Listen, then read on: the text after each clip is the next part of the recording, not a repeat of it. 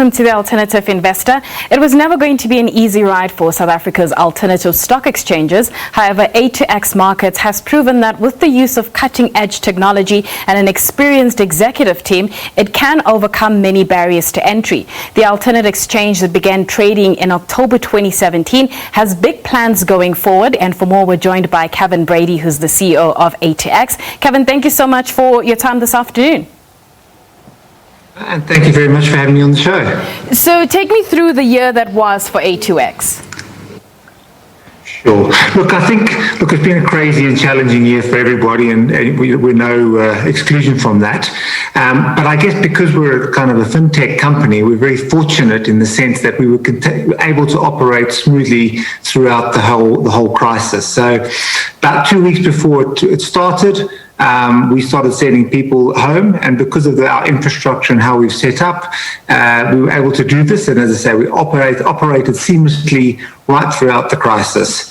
So from that perspective, it was very good. But clearly, as a young company, we're a growth company, and so we're always looking to add listings and grow our activity on our platform. And there's no doubt that the crisis made that a lot harder. So the rate of growth slowed.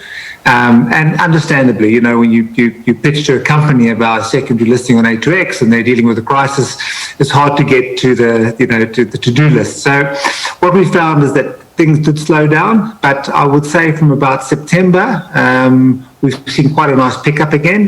We're finding people are more responsive. We're getting more airtime with issuers. And in fact, in the last couple of weeks, last week we listed Famous Brands. This week we've just announced the listing of Capital Appreciation, and it looks like we might even have a further one in the pipeline. So it's amazing how it's starting to loosen up and things are starting to return to normal. We're also fortunate in the sense that, we have a strong value proposition. And I think when times are tough, people are always looking for ways to save money or get price improvement. And as a result of that, we've seen quite a nice pickup in activity. In fact, in the last 5 months, we've had 4 of our best months. So as I say, we're fortunate to be in that type of a position.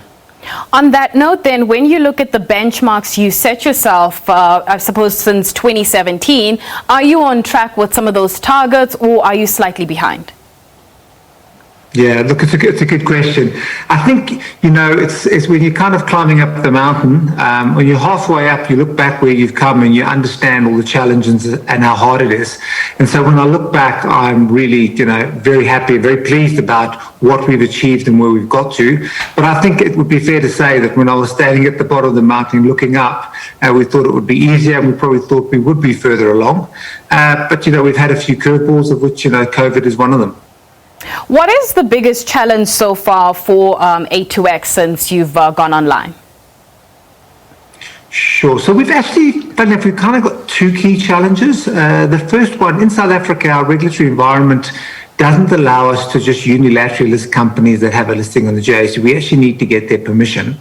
And so we need to access decision makers, and we need to educate corporate South Africa around the benefits of having a secondary listing. And as you can understand, when you've only ever had one exchange, that takes time. So that has been our one challenge. But I would say with that in mind, I think we're over the hump. We've got enough listings, enough liquidity on our market that is getting a lot easier. The second challenge really has been what we refer to as broker infrastructure. Brokers have been wonderfully supportive. They love what we're doing, but they've actually struggled because all their infrastructure just faces to one market. And obviously in this new world, you need to be able to look across markets. You need what we call smart order routers. You need post-trade systems that allow you to do this. And I would say that has been the biggest challenge. We're quite excited to say that we've worked with the brokers. In fact, we've rolled out a post-trade system in the last 2-3 months, and we're getting some nice traction on it. So we're very excited about. We've got over the key hurdles of our key challenges, and we're actually very excited about 2021. Barring any more crises. Speaking of 2021, what are some of the plans that you have for the next 2 to 3 years? Sure. So look, at this stage of our growth curve, we're really focused on 2 things. One is continue to list companies. we always say, if you have a listing on the JSE, you should have a secondary listing on A2X. It's complimentary, it's free, it really is just good for your shareholders. It's a way of showing them or giving them the choice of being able to transact on a lower cost exchange and get price improvements. So there's huge savings. In fact, we've done the numbers, and we would say between cost savings and price improvement, there's upwards of about 1.2 billion a year that could be saved by the industry.